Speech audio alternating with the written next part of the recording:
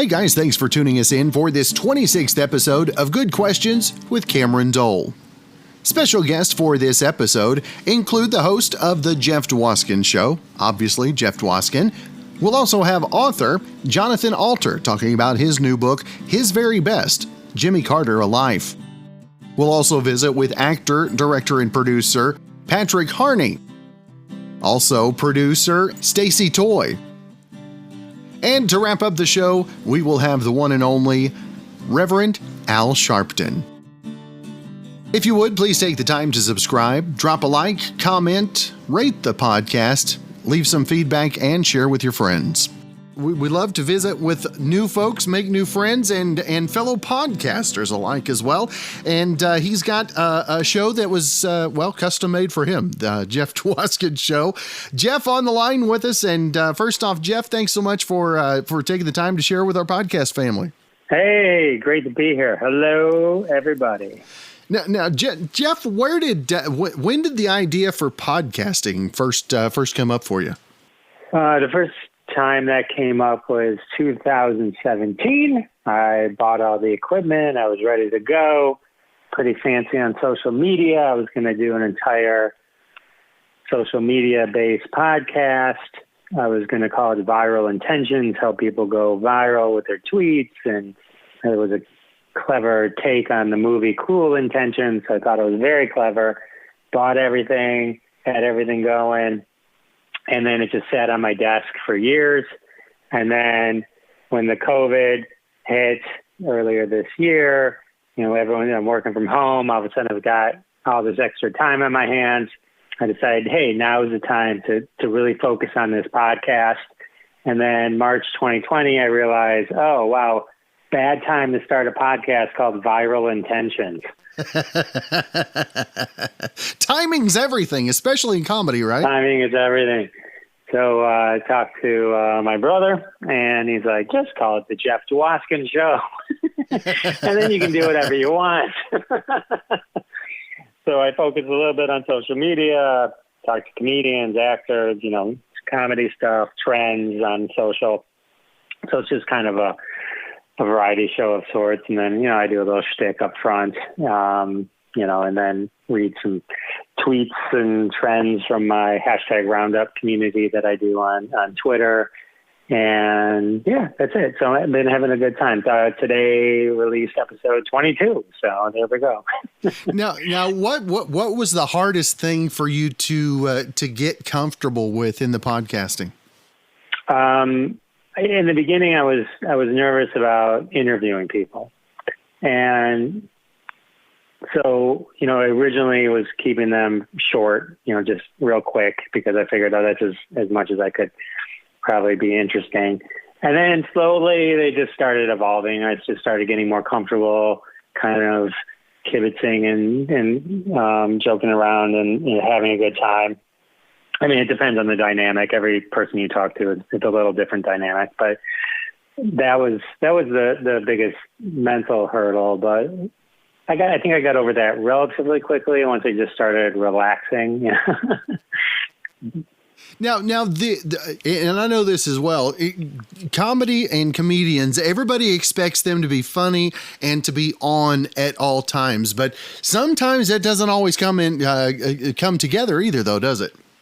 No, it depends what you're talking about. It's a lot of times like I'll be talking to someone and they'll ask me a question, and there's a business to comedy as well. So if you ask me about a heckler, I'm not going to give you a bit. I'm going to give you my real take and maybe a psychological point of view on how to deal with it from a business point of view, not I'm going to make you laugh while we're doing it type thing. It's because I believe there's real answers to those questions, and just because I'm a comedian doesn't mean everything I'm going to say is funny. Even when I'm interviewing people, I'm not necessarily trying to be funny with them. To me, when I'm interviewing them, I'm trying to just kind of use my time to get them to talk and, to get them to make it about them, Now, who was your first comedy inspiration that, or when was it that you knew that comedy was the line for you going forward?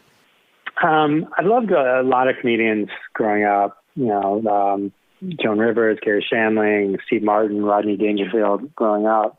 I saw a comedian, the amazing Jonathan, at Mark Ridley's Comedy Castle, and it was still many years before I would do comedy, but it was something that when I saw it and everything he was doing on stage, I think it was the first time I ever thought about that being me.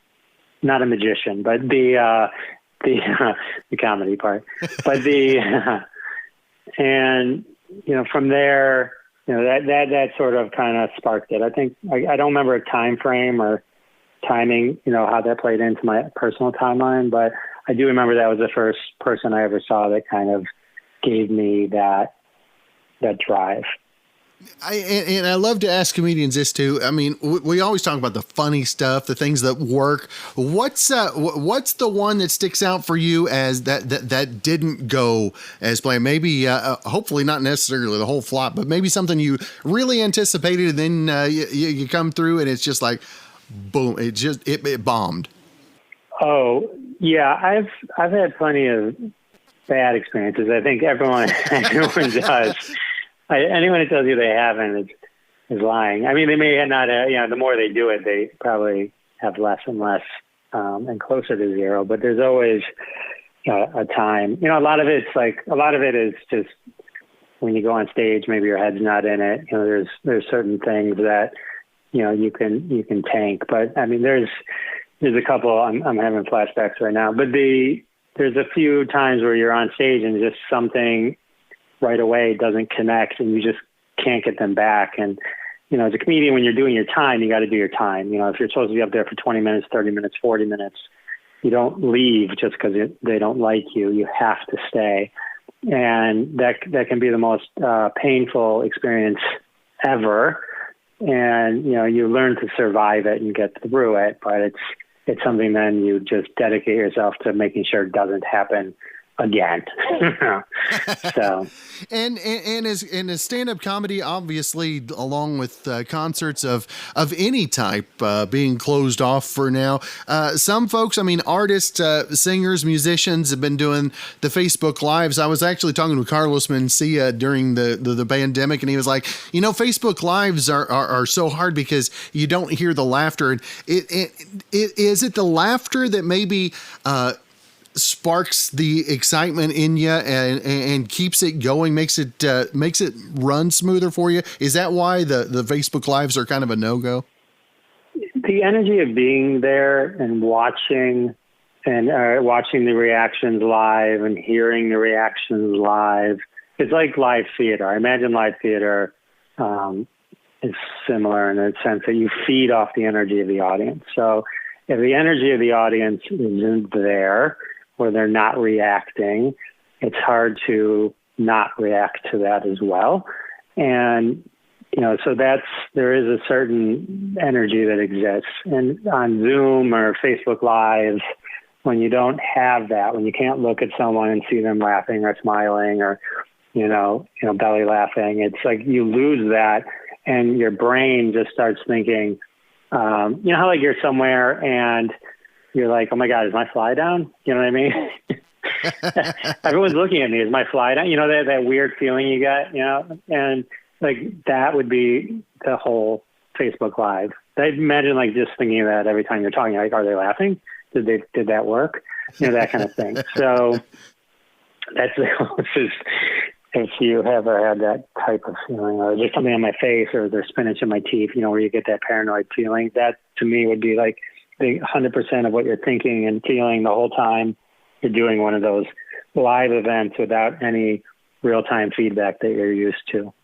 Now, since you're not able to be up on stage and hear the laughter and it keeps you going. Now, if you're talking to folks just in regular time now, if you hear a laugh, does that spark you to like automatically throw a one-liner after it? No. Yeah, well, sometimes it depends where I'm at. You know what I mean? My wife doesn't like when I do that in public. You try to be funny in public. But yeah, I do enjoy that. If I can make someone, like if I'm at a restaurant, I can make the waitress or waiter laugh. I do enjoy that, and I will kind of smirk under, and have a good time with that. But, it embarrasses my family. Everything I do does that to my family. So I'm completely with you on that one, Jeff. Now tell us a little bit about maybe a favorite special guest on the episodes you've had so far. Oh yeah. I love them all. But I had done an event a long time ago, about 6 years or so ago, with Erin Cummings. She's an actress. She was in Spartacus, and she was in Troy 187. And Jackie the Joke Man, Mark-Ling from Howard Stern, was there. And so we all did this show together to raise awareness and money for Mittens for Detroit, which is a Detroit charity. And so when I started doing the podcast, I started reaching out to people that I had worked with, just to try and, because as a comedian, really any comedian, you're like, when you start out and you work in clubs and you're opening, you'll work with some famous big names right away, because there's just always that opportunity to MC. They just want to throw somebody to the wolves. So it's a great opportunity to meet people, and I kind of stayed in touch with some of these people, not on a day-to-day basis or anything, but with Facebook and all that kind of stuff. And so I reached out to them and just kind of, I've done 2 interviews with Jackie the Joke Man. I haven't released the second one yet. And I interviewed Erin Cummings, and I actually released that one today.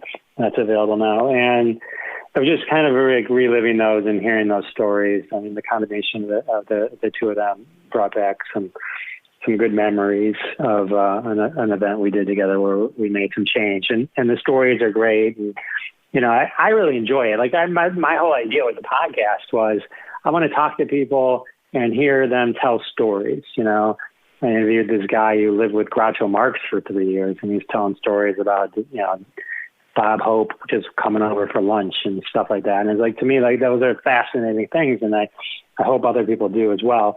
But it's a whole combination of things, people that wrote big movies, people that acted in them, comedians that people know or can get to know. So that to me has been kind of the cool thing. But I think the combination of those series of interviews have been my favorite.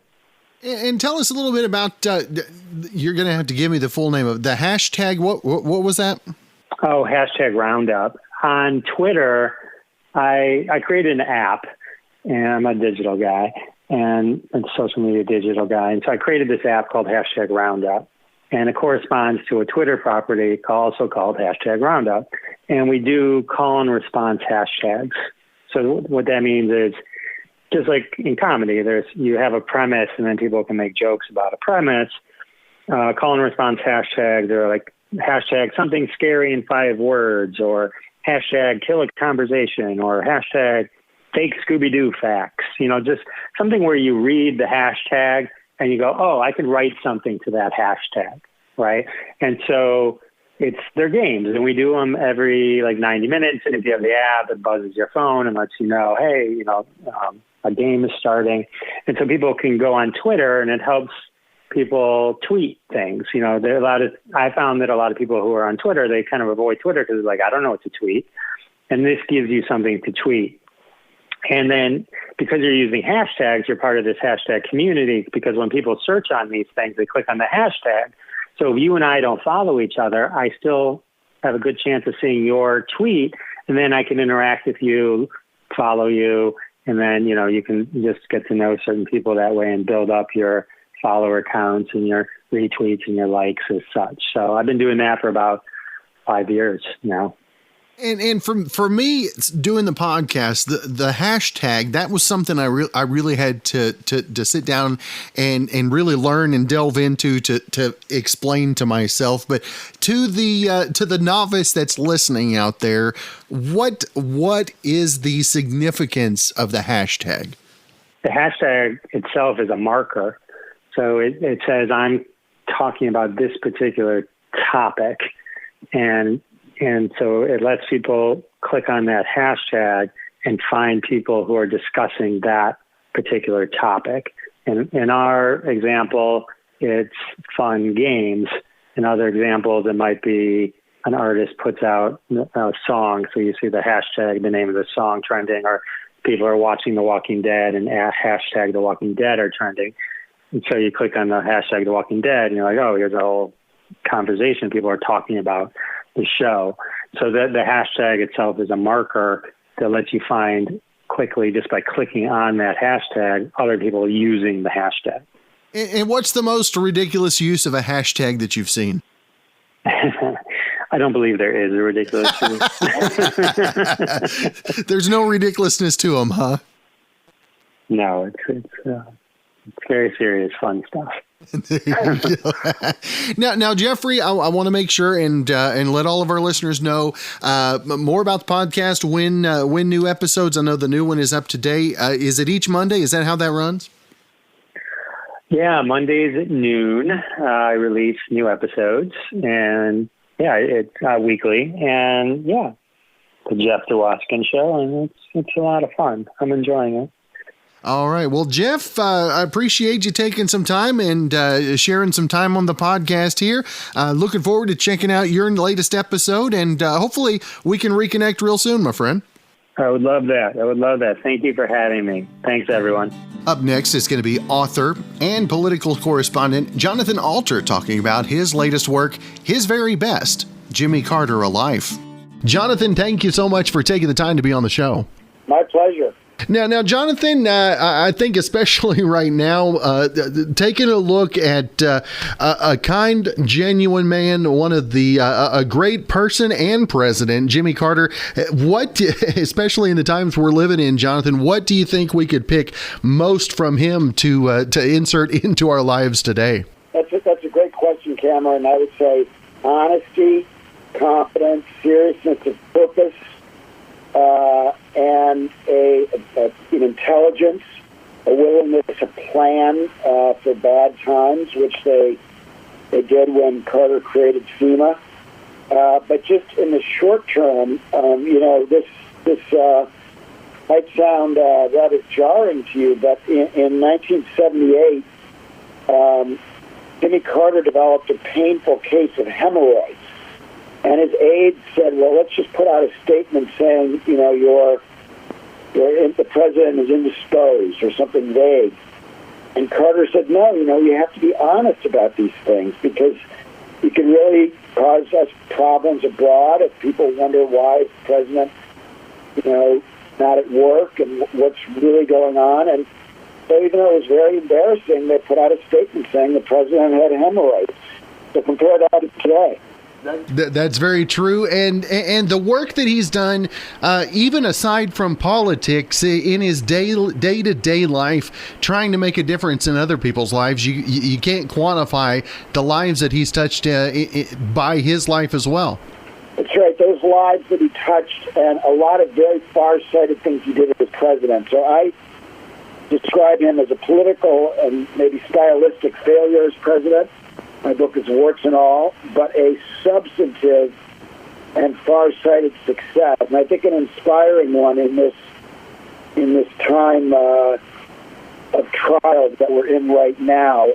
His example is inspirational, and certainly in writing this book over the last 5 years, it really gave me a break from Trump. I remember I would go back to the Carter papers and the papers reading about him, and then, of course, interviewing him many times as I did, and it sort of wiped away the toxins of Trump. So I almost think of him, reading my book as kind of like Trump the food for the body politic, for people who want to know that we can have a president with sense of decency and compassion. And for you, what was the big aha moment in the preparation, the reading of books, and talking to individuals who know Carter best? What was there? There's probably more than one, but is there one aha moment that really sticks out to you? I think there are a couple. One was when I realized just what an unbelievable virtuoso performance he pulled off at Camp David. Bringing peace to Israel and Egypt, and they haven't fired a shot in anger. It's the most enduring peace treaty of the post-war period. And I realized, this guy could pull that off. There must be something more to him than the lazy shorthand, bad president, great ex-president, but the truth has to be more complicated than that. And then when I found out that if he had been reelected, he would have addressed climate change in the second half of his in his second term, that was when I was really hooked on trying to write what, turned out it's the first full-length biography of Jimmy Carter. And what was it? How was he in the interviews? Was he really open and honest, just kind of like you would expect from him, or and how candid was he with you? He's super candid, and it's gotten him in trouble. It attributed to his problems when he was president, and some of his problems as a former president. Because when they ask him what he thinks of other presidents, he answers honestly. So, yeah, I interviewed him 12 times, and built a Habitat for Humanity house with him in Memphis, and had 7 meals with him. He was unfailingly gracious and honest. Just to give you one example, in 1980, on the eve of the Democratic Convention, where he was nominated just barely over Ted Kennedy, and he went on to lose that year to Reagan, Dan Rather interviewed him, and he asked him to grade himself. And Carter foolishly agreed to give himself grades. Remember, we all know that Trump just gives himself A's and A pluses, right? Carter, in a few areas, he gave himself a B, a C plus, a B minus, And Rather was, when I interviewed Dan Rather about it, he was just stunned, that he would answer this question that way. And then when I asked Carter, well, what do you think of those grades that you gave Dan Rather 40 years ago? And he said, well, I think they're probably about right, Now, in other areas, he gave himself better grades, but, in foreign policy, he gave himself high marks, and he was right, because his foreign policy was historic in many ways. And, domestically, of course, he was battled with a bad economy that really wasn't his fault, and he appointed Paul Volcker, who ended up ending inflation, but he jacked up interest rates right before the election, which hurt Carter a lot. And then by the time his anti-inflation policy kicked in, Reagan was already president. Reagan benefited from it. And then, of course, there was the Iran hostage crisis, but that, after the election, that ended well also. We got all the hostages back safely, but it did him a lot of damage. But I have to say that in many ways, I was more interested. No, I should say more interested. I was equally interested in Cameron in his earlier life, and because he led this kind of epic American life, barefoot boy, no running water, no electricity, and then he's in the Navy. He's writing these really steamy love letters to his wife Rosalind, and like letters we've never seen before between president and first lady, that are in my book. And then Jim Crow South, just how rough it was, kind of white terrorism in southwest Georgia, where he's from. And so this was a kind of a roller coaster life, almost out of a novel that Jimmy Carter led, that had me really hooked from a pretty early point in my research. And again, the book, His Very Best, Jimmy Carter, A Life by Jonathan Alter. Jonathan, I do want to make sure and let our listeners know not only where they can find more information about the book, but other things that you're working on as well. Absolutely. And there's Oklahoma is in the book. Actually, David Boren is in the book. Relates to natural gas. So there's a lot in it. It's a long book, but I'm told it reads pretty well. And Jonathan, it's been great to visit with you this morning. Looking forward to spending some more time with the book myself, and hope you have a great week, my friend. Thanks very much, Ken. All right, guys, our next special guest is actor, producer. Well, he does, I think he wears a lot of different hats is what happens. We've got Patrick Harney on the line. And first off, Patrick, thanks so much for being on the podcast today. Yeah, man, thanks for taking the time to have me on. Now, Patrick, if folks don't recognize the name, tell our listeners just a little bit backstory where they may have seen you, and also I know there's some you have a little horror in your blood as well too, and this is October, so we got to talk about that as well.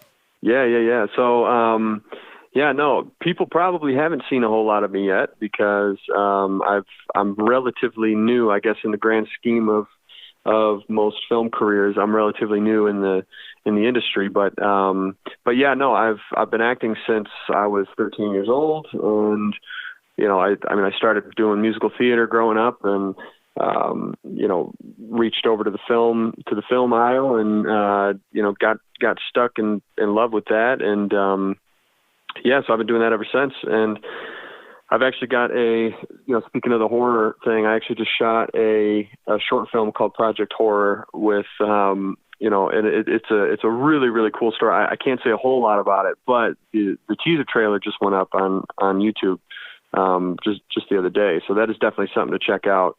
It kind of gives an idea of,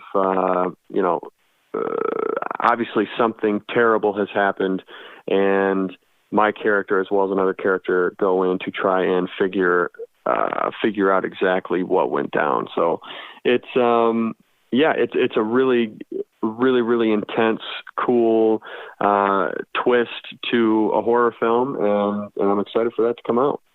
Now, when you talk about a horror film short, I mean, what's the biggest challenge in putting that out?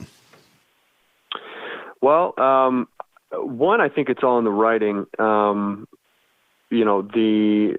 Rob E., he's our director and our creator. He wrote the script, and it's a really, really cool twist. I mean, it has horror elements to it, but it's got a lot of thriller aspects to it as well. But yeah, I mean, this is the first true horror film, I guess you could say, that I've been in, and it was a really cool experience, and it was cool to kind of see the story unfold in front of my eyes, and and I'm really blessed to be a part of it.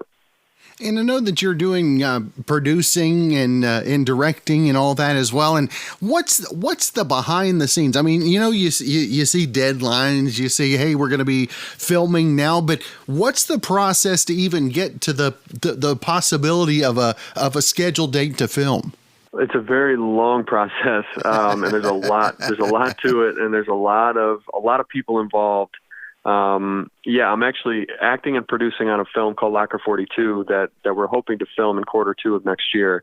Right now we're in the process of trying to secure our financing and our budget.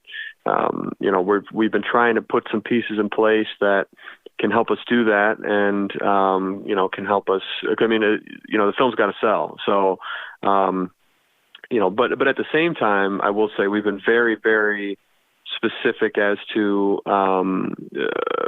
making sure what cards we put on the table when, and who we want to get involved. We don't just want to get anybody just to try and sell the film. That's not really what we're about. We're about trying to make sure that if we can get a recognizable face, and then awesome, but they have to fit the character, and they have to bring something to the character that we think would really, really work, rather than just having a familiar face just to have one. You know what I mean?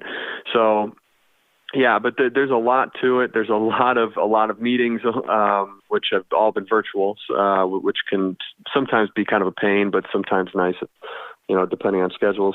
And also getting department heads established, and getting, making sure all of the legal stuff is in order. And then also with all the COVID stuff added on top of it, that, that's going to be another layer of paperwork and all that stuff that we'll have to keep track of. So, but I mean, we have a great team so far, and we have people in place that will be able to, handle all that type of stuff. I mean, I'm not doing everything. Jeff Cap, our director, he's not doing everything. We're all kind of, spreading the workload, if you will, and making sure that we can get the best product, out there as best we can. So. Now, another thing along those lines, we've seen an uptick in movies in the state of Oklahoma just because there's some not necessarily kickback, but you understand it's advantageous to films to come to Oklahoma. Now, whenever you're choosing a location to film in, I mean, is cost of living or maybe tax breaks, is that stuff that's really thought of at that point in the filmmaking process? Most definitely, yeah. So I live in Michigan, and that's actually where we've been looking to film at. And the biggest thing, though, is we're keeping our eyes open to looking into maybe Tennessee, because they have great tax incentives and tax breaks there for film. But there are obviously requirements. It has to be able to supply jobs to the locals there wherever you're filming.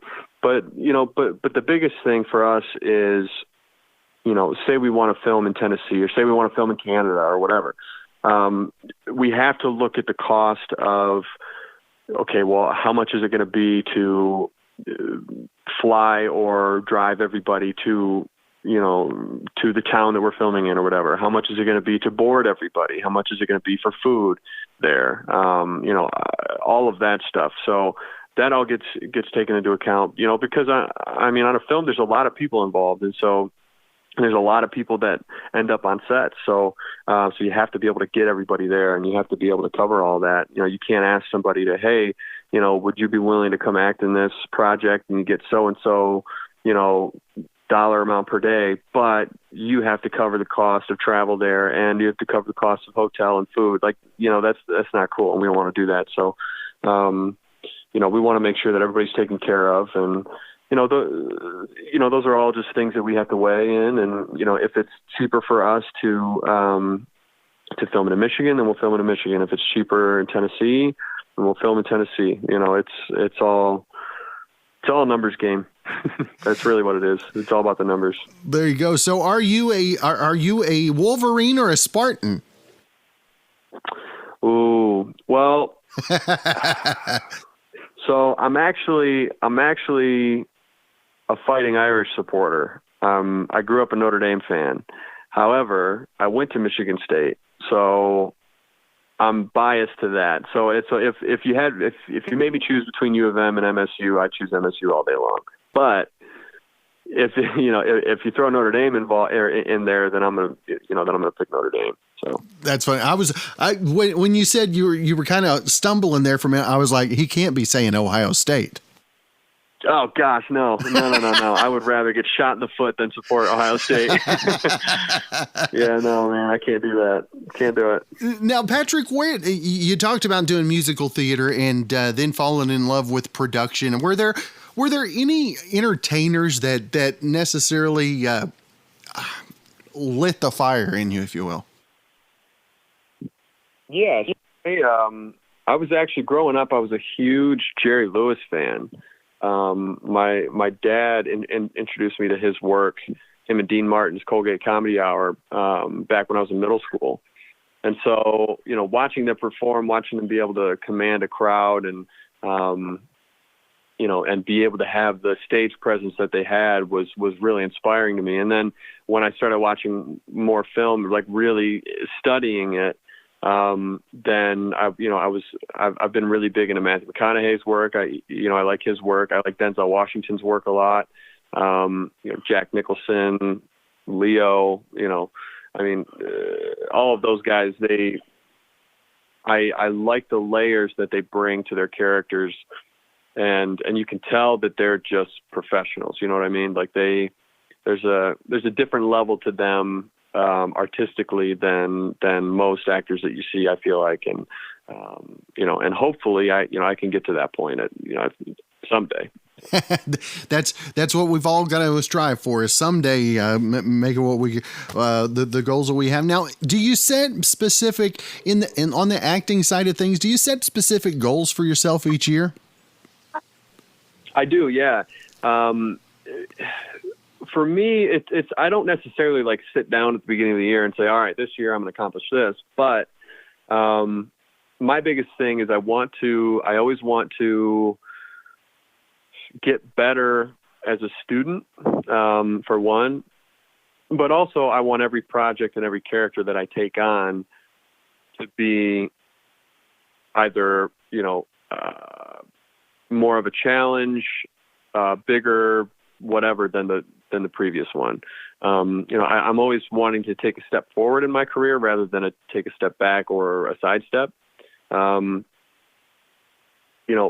biggest thing is trying to get to a point. I mean, I would be lying if I didn't say that I want to be, one of the most sought out actors in the industry at some point, because obviously I do. But it's not because of any fame or stardom or anything that I want. It's because that means I'll be able to get to work with the best that there is. And that's a huge goal of mine, is to be able to be at least, go toe to toe with some of the greats and hopefully, hold my own at least. So. Now, in acting, when somebody hands you a script, what is the emotion that you fear the most? That I fear the most? In a script. Well, I guess in regards to the character, I don't really fear anything, just because, being able to dive into somebody else's mind is a really interesting and intriguing thing for me. And it's a very exciting thing for me. Something that I guess I get anxious, if I had to do something like that I've never done before, or if I have, a scene that's incredibly emotional, I get anxious for those scenes because those are, I know that'll take a big emotional toll, but I don't really get scared of anything. I guess not necessarily a fear, but more of an annoyance. It's like bad writing. I can't stand bad writing, and I haven't really seen a whole lot of it, but I have seen some of it. It's just, if something's written poorly, or a character, if the dialogue is just not natural and it seems very forced, then I'll just stop reading. I'll just put it down. Because if it's something that I don't, I don't know. I guess that's pretty much my biggest thing is bad writing is, or a very shallow character in terms of like not having much of a character arc or anything like that. That's just, I just don't really get into that much.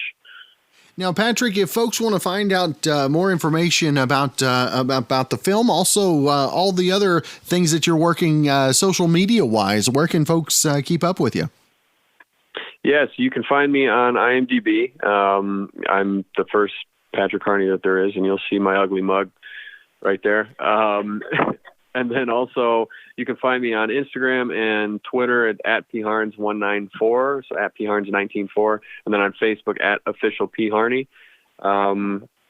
That's pretty much where you can keep up with my stuff. I mean, I usually use Facebook and Instagram mostly. I don't really use Twitter all that much, but even now I try to stay off of Facebook as much as I can, just because of how insane everybody is. So.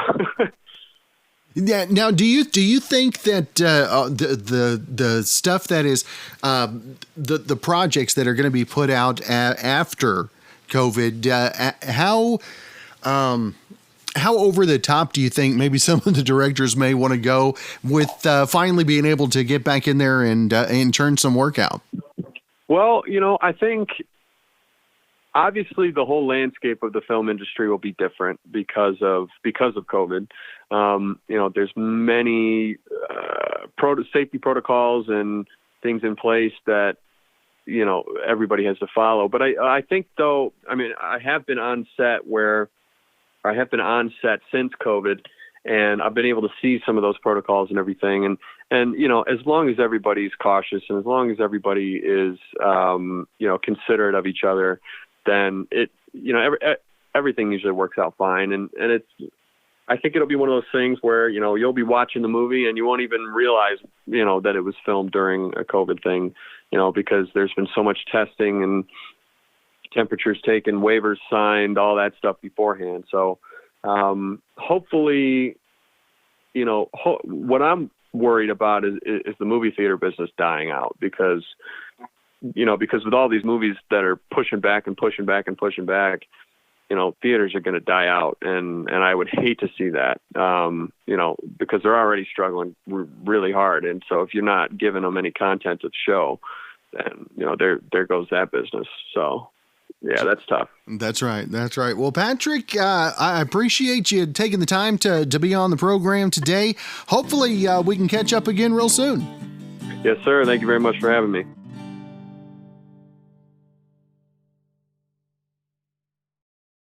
All right, guys, got a movie we're going to talk about and a little bit of life today. We're going to talk with Stacey Toy about the movie 100 Acres of Hell. And first off, Stacey, thank you so much for taking the time. Yes, no problem. Thank you so much for having me. I'm excited to be here. Now, first off, let's talk about the movie and tell your involvement in the movie, kind of the whole story behind it, and how have you been blown away by the reception, if you will? Yes, it absolutely was, because 5 years ago, I was in a transition in my life. I had just gotten out of live TV news broadcasting. I was directing America's highest rated local newscasts in the country, going and doing like the London 2012 Olympics, things like of that nature. And I was chosen by one of the corporate, in fact, the engineer who invented the automation program for control rooms in the United States, and help basically troubleshoot and perfect the automation systems across the United States. So I knew that I had just perfected my replacement, because control rooms were going from like 12 people down to 2, and now even 1. So 5 years ago, I made this transition. So I didn't, I was in a phase, and I didn't know what I was going to do. And so I got hired on this film to do PR, actually. And I just have a natural curiosity, and I ask a lot of questions. And my questions actually led to, some things being found out behind the scenes of other people doing some shady things. And so they were let go. And a week on my very first film set, they asked me to be the production manager, which is basically in charge of everything behind the scenes. And I'm like, you guys know this isn't like, this is my first week on set. And they're like, I know, but, we're going to help guide you, and we think that you could do this. And so I took the opportunity, because I figured, if I suck at it, then this isn't for me, but at least I can give it a shot. And I had really good professionals on my side, like Ernie O'Donnell from Clerks. So, he'd been in the industry for over 25 years, WWE superstar Gene Snitsky. Obviously, everybody in there was just so wonderful. So, yeah, 5 years later, it's out now. It came out last October. It's on like Amazon Prime, Vudu, iTunes, Google Play, On Demand. It's like on 32 platforms right now. And it's gotten such a huge buzz last year, but even more of a buzz this year, because it's getting ready for Halloween. And it also stars like the Exorcist star Eileen Dietz, where she was like Linda Blair's replacement for the pea soup scenes and all those kinds of things. So like we have some throwbacks to slashers. We have like Samu Anawahi and Alpha Anawahi Jr., who are, they're the head shrinkers and sold out Madison Square Garden for WWE. And there's some epic scenes in there for wrestling fans. But it's, basically about finding the fight in yourself as well as being a horror film. So I kind of just took the opportunity and, I ran with it. So I'm really happy with the outcome. And you talked about finding the fight inside of yourself. And this brings true on a personal level for you as well. Of course. Absolutely.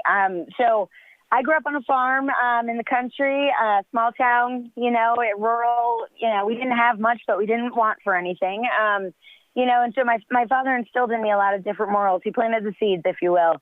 And so I knew, like they had said, that they couldn't afford me all of these opportunities. So I had to figure out different ways how to be able to travel and see the world and do different things. So that was to me through education and through different programs. And so going away to college, I got into Elizabethtown College. And during that whole time of being in high school and going into college, nobody really knew this, but, I had ovarian cysts really bad. So I was given opioids like Vicodin and Percocet and Loracet and all those. And so by the time I was at Oxford University, the #1 school in the world, I was taking between 70 and 100 Vicodin a day and still making like the dean's list. So at the end of this month, I'll be clean from that for 17 years, like that and cocaine and all the hard drugs. which I'm excited about. But 9 years ago, my husband, we had 2 kids. I got married. My husband was in the Navy. And when he came home from serving, he suffered with PTSD and depression. And on Veterans Day in 2011, he actually passed away from an accidental heroin overdose. So I got to see, I guess, both sides of the coin, if you will. And it kind of was like a jarring life lesson to learn that you have to want to save yourself too. Like, you can't save everybody. But I still wanted to make something good come from something bad. So I found the person who shot my husband up because he had never been like a heroin addict before. So he had somebody else do it.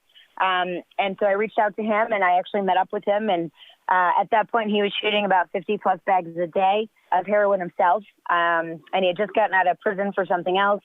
And so I said, listen, I'll help you to get sober. And I said, if you can become the husband to your wife and the father to your 2 sons that my husband can no longer be, I'll help you, because I've been here. Like, nobody, I was on top of the world back at Oxford. And the thing is it was the pre-opioid epidemic. So when I went and asked for help, it was like they didn't know what to do with me, because I wasn't, it wasn't heroin and it wasn't underage drinking. It was, I had legit prescriptions for every single, even though I was taking that much of it, I had all of these doctors. I mean, again, pre-opioid epidemic, I'm at the best school in the world making, really great grades. So like, what? Yeah, just keep giving her whatever she needs. You know what I mean? So it's like, and then when I asked for help, everything kind of got pulled out from underneath me, because now I'm a druggie and I'm going to be a failure, and, and dealing with depression and withdrawal and going through all of that. So I walked in, meeting with this guy who essentially killed my husband.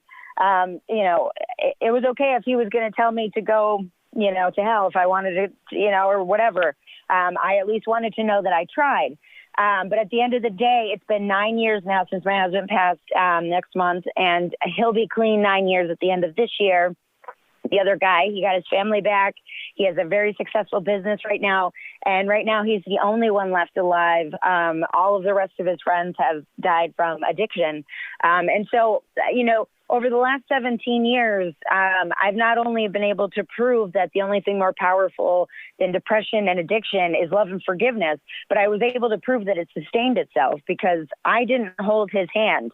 All he did was ask me for, guidance. And I mean, I would give him, like minutes on his cell phone so he could call his kids or call me, and give him a Bible, and pick him up and take him to work or take him to lunch or something like that. Like, I never gave him money, but I just, helped him like spiritually and trying to like my father did for me, plant different seeds and help to see a different perspective, because I think life's all about perception and reaction. And if you have a different perception, you're going to have a different reaction.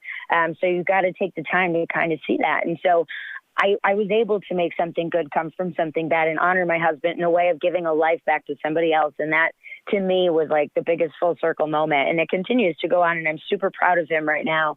But, in 2 Corinthians, it says that God sometimes chooses people to suffer so they in turn can help others who suffer. And then together you share in that comfort, the way that God has comforted us. So, I'm a firm believer in that, because then usually at the end of that sentence, if I'm in a good conversation, I'll be like, and if that's not true, then why am I here talking to you right now? You know what I mean? So, yes. Now, for you, as it comes full circle and you're seeing a change in somebody else's life, I mean, has that made some of the pain even more bearable as you look back at it? I mean, of course, I miss my husband dearly. And of course our children do too. I never remarried or anything like that, but our kids are now, 16 and 14, and we've been the three amigos like the entire time. So, they know the whole story. I've been very honest with them, especially in today's world with everything is so accessible drug wise, and it's at a younger age and everyone has cell phones and it's insane the amount of stuff. So I make it very open and honest, with my children, because I want them to learn from both my side and their father's side, and to know that you can't mess with it. And so I've overheard my kids, telling other people about, I lost my dad this way, and my mom used to be like this too, but now, she came back and she was able to do this and this, and now she's on the Grammys red carpet, and and it's really inspiring for me to know that I was able, because people at one point were just pointing at me saying I'm a failure. I'm a drug addict. I'm not going to be anything anymore. And everything I worked so hard for was just gone and ripped away. And like, I hit rock bottom and I hit it hard, but I needed that to happen in my life, because I wouldn't have learned or have gotten woken up otherwise, if that makes sense. Like, I needed the crap kicked out of me. I really did. And I'm thankful for it. And if I had to go back and live it, I'd do it the exact same way, because it made me who I am right now. And I'm really proud of, the person that I did become, because I could do it now, without drugs. So you were talking about being able to share the stories with your kids. I mean, do you think that that could have made a difference? I mean, my generation, my parents, and probably your parents as well, drugs wasn't something you really talked about. And do you think that maybe the talking about it takes the stigma off of it a little bit? Honestly, it does, because it wasn't until I did have a problem and I went to my father that I found out, because my father has gotten hurt at work and he has degenerative disc disease. So he has 5 bad discs in his back and he broke a shoulder in his arm. And so he was hurting it. And so he was one of the first people in the 90s on OxyContin. So he knew the withdrawal of coming off of something just as bad. And so it was him. And I mean, honestly, it was really only him. The whole world literally turned their back on me at one point in time. But my father stayed with me because he knew that it was possible to get over with. And then in him sharing in his, openness, which I didn't know prior to that inspired me and showed me that I was going to be able to do it too, because he told me the same blood that runs through my veins runs through yours. And I'm just like, again, it's about the way you think and the way you see things. And, sometimes it's like that, fake it till you make it.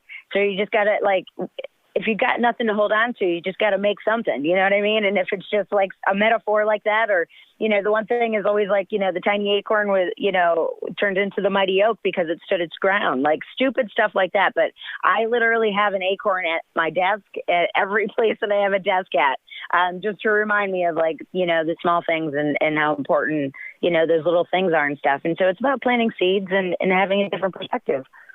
And again, don't want to miss out and let our listeners know where they can find more information about the movie, and also follow you social media and website as well. Sure, absolutely. On 100 Acres of Hell, you can go 100 Acres of Hell movie. It's on Facebook, Twitter, Instagram, all of that stuff. Our production company that I run with my business partner, Mark Denenbaum Jr., is 258 Studios, and that is the number 258studios.com, or all spelled out 258 Studios on Facebook and Instagram. And you can find me personally at Stacey, STACEYTOY, on Instagram, Facebook, and LinkedIn. And don't forget the E, or else it goes to my other cousin, and I probably won't see it for about 6 or 8 months. There you go. Well, Stacey, it has been great to get to know you and to learn more about the film. Hopefully we can catch up again. I'd love to have you back on again real soon. Absolutely. Thank you so much. I appreciate it. Our next guest is going to be the Reverend Al Sharpton. We'll be visiting about his new book, Rise Up. First off, Reverend Sharpton, thank you so much for your time. Thank you for having me. Now, Reverend, first off, you've gone through the civil rights movement and seen obviously some progressions, but aren't we seeing it kind of fall back a little bit right now? I think we are seeing a fall back. That is why I named the book Rise Up, Confronting a Country at the Crossroads. I think when we saw from my childhood, when Martin Luther King and others were out there, and I joined the movement in the North because I was raised in New York, born and raised there. And the fight for equal rights for Blacks, the fight for women, the fight for LGBTQ, the fight for those that were of Latino descent, all of that making progress all the way to the Obama administration. And then under the Trump administration, the last 3 years, we've seen a lot of that go into regression. Police reform suspended basically the consent decrees in many cities that had shown a pattern of police abuse, removing the Justice Department suing on voting rights impediments, the fight to revoke the Affordable Care Act, the backing up of standing up for LGBTQ rights. outright gender inequality efforts. And now the possibility of having a Supreme Court that may take down certain aspects of Roe versus Wade. So we're at a crossroads. We are, in our lifetime, could not see it more graphic than the administration that went out and the road it was going, even though I don't think it all the way got us there, but it was headed that way, and the road of this administration. And I challenge people to rise up and choose bringing this country up toward the road that we were on, and to protect those gains that we've made and keep going down that road to have more gains. And I try to show in the book how everybody can play a part. Everyone can't lead marches like I do or be in media, but everybody can do something, and I give all kinds of ways that can be done. And Reverend, that's kind of what I wanted to ask you about. How do we get involved to make a difference beyond political lines, no matter which side you stand on? I mean, we can all make a difference, can't we? All of us can make a difference. One, you can start by registering and voting and making sure you are not one that is purged. Then you can start with just the people in your household. You don't have to call a rally in the neighborhood. Start the people in your household. Are they registered to vote? Do you talk to them about the issues? Is that something you go over during breakfast or dinner? Then the people on your block. And then little by little, you can influence people at your workplace, people in your church, people in your bingo lodge. People can just touch people. We can talk to people in our circle. We tweet them. We text them on the latest show on television or the latest movie that we saw in the pandemic sitting up at home. Why can't we talk to them about what affects our lives? So everybody can do something. And I tried to demonstrate how and the significance of doing it now. We've never been at this point in history, and we need to all weigh in. That's right. And Reverend, how amazed and blessed do you feel to be able to maybe lead a charge for a rise and see the differences and the changes that you've been able to be a part of over the span of your life so far? I think if I understand your question, you're saying how I've been able to stay in the movement. Yes, sir. I think because, Mark Twain said something that really impacted me. He said that the two most important moments in life is the moment you're born and the moment you find out why you were born. When I was a young kid, I started preaching in the Pentecostal church, the Church of God in Christ. By the time I was 12, I became intrigued with watching the civil rights movement on television there in Brooklyn.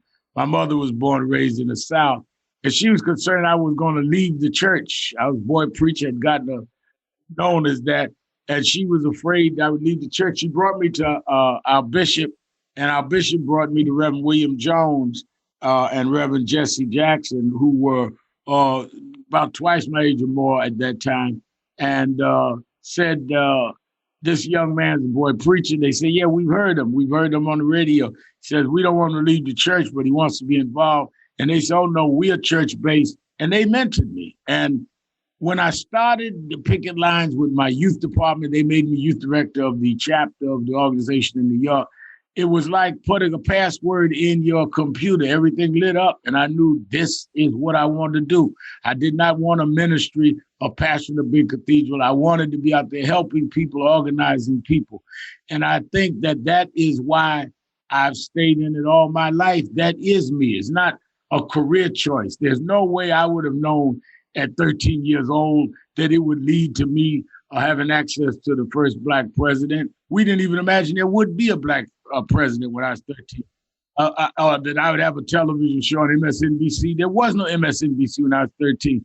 It was not a career move. It was answering the call on your life. And guess what? Everybody listening to us has one on their life. And if you find it, you will find inner peace, even amidst turmoil. Doesn't mean you won't have trouble. It just means you'll get through the trouble. That's right. Now, Al, if folks want to find out more information about the book and all of the works that you're doing, where can they find that information, sir? They can go to www.alsharptonbooks.com, and they can find out all about the book, and they can get the books anywhere books are sold, or they can go to nationalactionnetwork.net. That's my civil rights organization, and be up to date daily on what we're doing, where we're doing it, and if they want to, they can be part of it. All right. Well, Reverend Al Sharpton, great to visit with you this morning. I hope you have a great rest of your week, and looking forward to spending some more time with the book myself, sir. All right. Thank you very much for helping us on. Again, thanks for joining us for this episode of Good Questions with Cameron Dole.